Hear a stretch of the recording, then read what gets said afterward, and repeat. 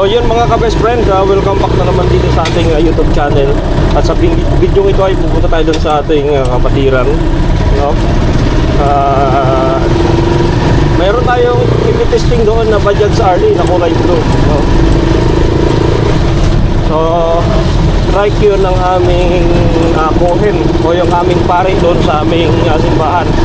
So sa vlog na ito pupunta tayo doon sa kanya at subukan natin yung kanyang Bajaj RE kung gaano pa kaganda ito. So hindi pa ako nakapag-drive ng Bajaj RE. Ang na-drive ko lang ay TVS King at yung Piaggio, no? So itong Bajaj RE hindi ko pa na i-drive.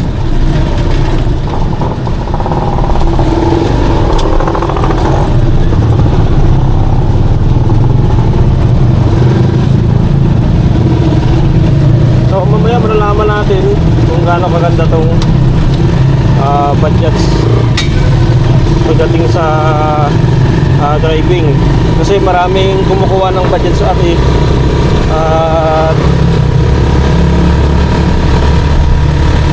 bumibili ng cash, no? Yung iba nag-installment.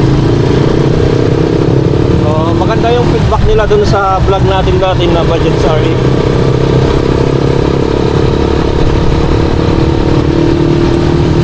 Nandito tayo sa diversion going to farm tayo.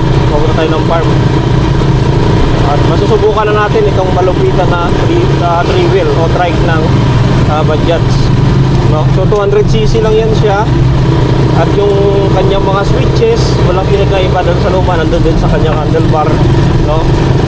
At yung iba nagtatanong kung saan yung hazard. Yung hazard light niya po ay nasa ibaba ng handlebar. Doon sa ibaba ng ignition key, nandun po yung kanyang handlebar. Handlebar yung kanyang hazard light. So malaki na rin yung pinagbago ng Bajaj.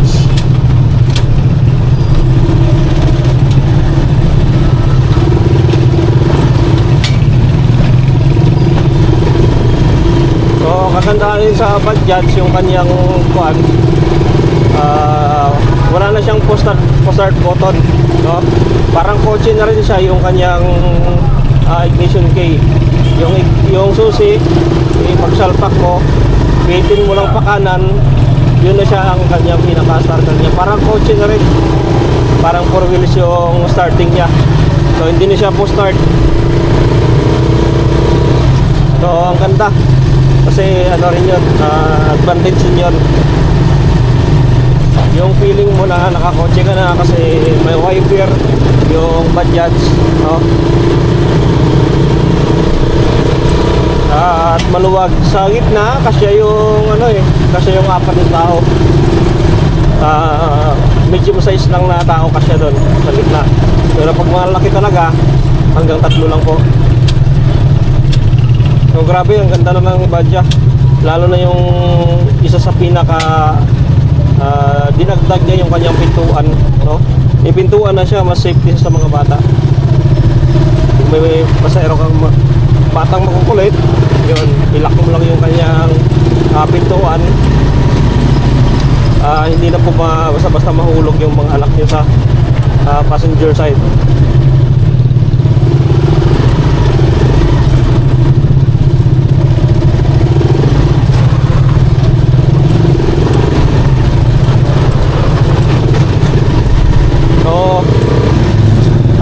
Nakita ko lang doon talaga na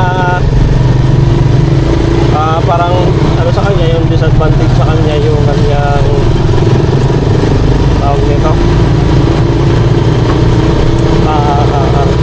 gulong, no? Yung height niya masyado kasi siyang mababa, kaya pagdating sa mga na matataas na tubig, pwede siyang maabot o pwedeng maabot yung kanyang makina.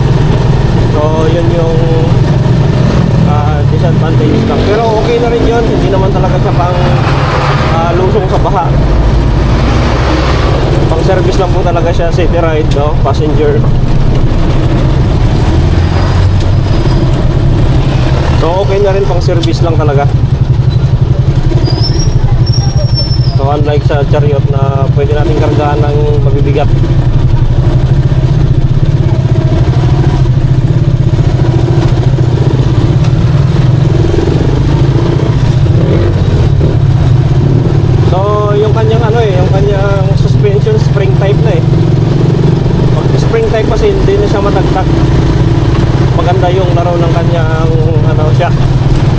itong ating chariot na nakano siya, mulye, kaya matagtag ang ating chariot. Pero pag naka spring type din to ay nako, grabe. Pag pinapili ako sa budget sa itong chariot, dito na ako sa chariot.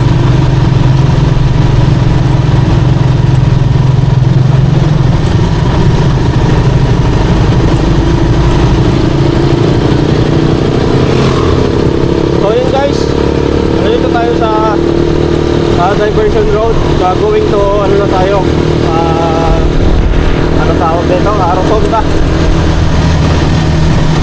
So abangan na lang ninyo yung iba nating vlog. So mamaya papunta na tayo ng farm. Pagdating natin doon, i-describe kagad natin yung kanyang budget sa RE, no?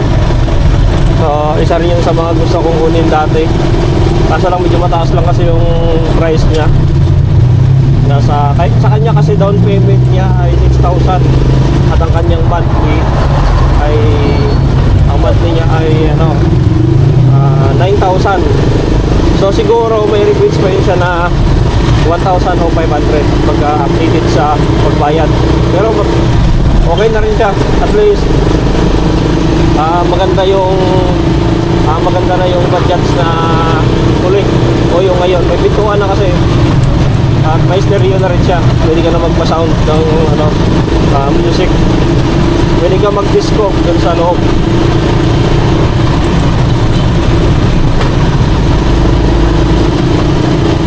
Yun, nandito na tayo sa Rotonda. Tuloy-tuloy na lang tayo at maya-maya matestingan na natin. Parang ulan pa nga guys.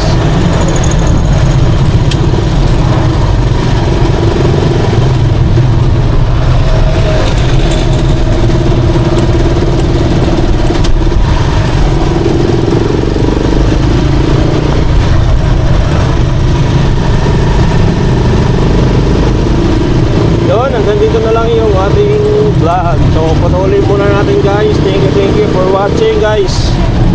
Thank you. Dito sa may ano? Oh, ganda oh. Batya, panganap buhay talaga yan. Kita mo, amazing. Hindi mo lang alam kung anong talaga plano niya, pero mayroong mas maganda. Ayos ah.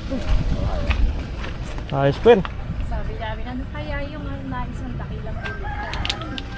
Ganda to, palagyan mo ng carrier. Para ayos. Upholstery mo na lang dito ng kanyang ano. Oh, para di ka mabasa. Para may sinubok sa atin. Paano atrasan ko yan? Sinubukan po kami dato kung magtatampo. Subukan nga.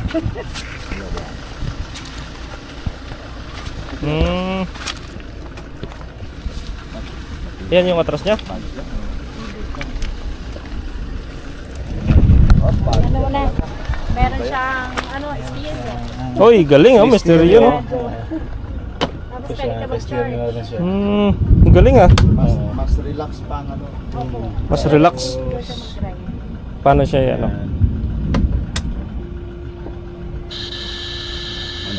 Uy, nag-unong radyo niya. Natin kayo, ng alien na hero. Yun.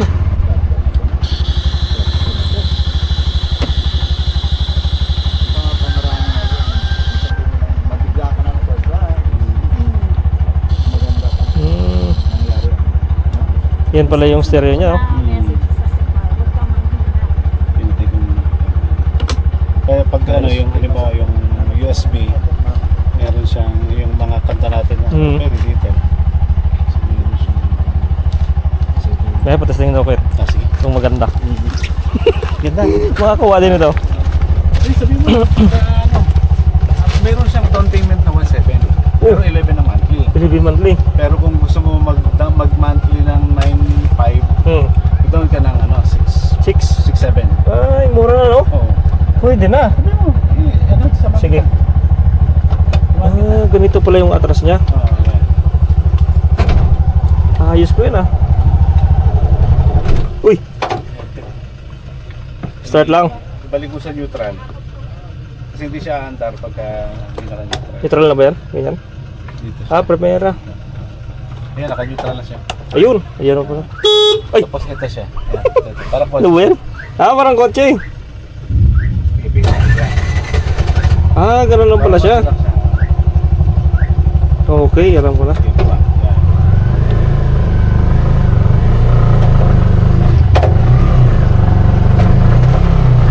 Yan. Nasa baba siya. Ganun lang pala siya. Ganun lang siya. Ganun lang siya. Ayos ah.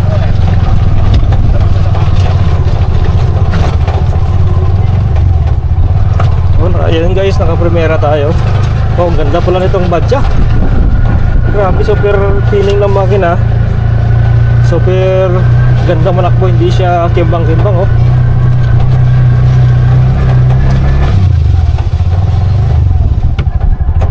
Ayos. So pasok sa ayos oh.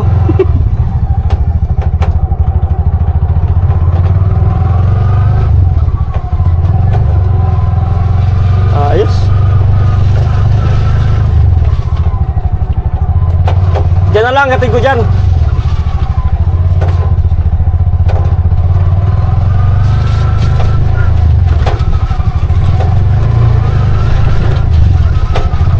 Ayos.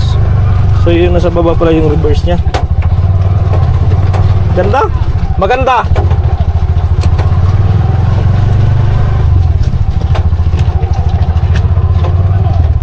Pwede mo lang ang barangay clearance lang. Barangay clearance. Oo. Tapos ano? Ay, tawag niya As- ni Gato.